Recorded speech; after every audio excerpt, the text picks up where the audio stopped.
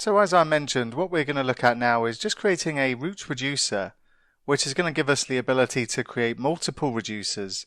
So we're not relying on a single monolithic reducer that's going to contain all of the various functions to pass new states to our store.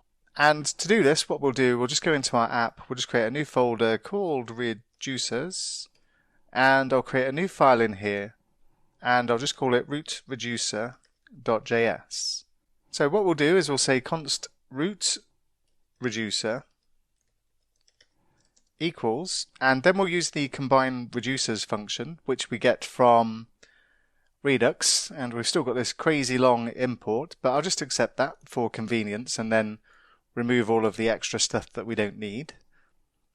And in the combine reducers function, what we do is we pass it our reducers. Now we can give our reducers better names here as well, and what I'll do is I'll call it test and say test reducer.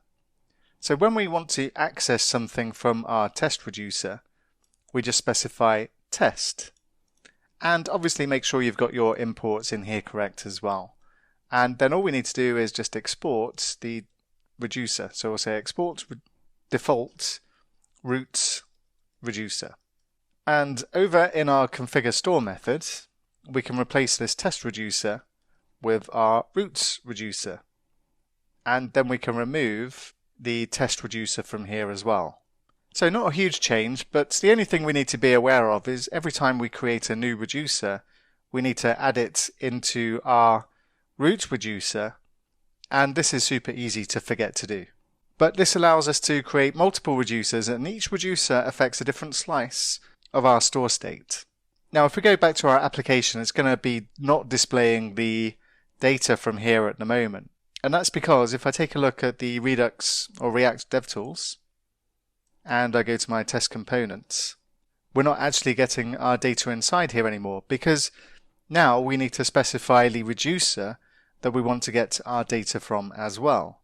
So if I head back to our test component, and we just need to make a very small change in here, instead of state.data, our data is now inside the test reducer, and we used the name test because that's what we called it inside our root reducer. And if we go back and take a look, we now see that we have our data back. And if we take a look at the test component, we can see that we've got our data just in there as props, just as we did before. So that's nice and easy. What we'll take a look at next is improving our dev experience, because one of the cool things about using Redux itself is it gives us a really cool Redux DevTools experience, and we'll take a look at adding that to our application next.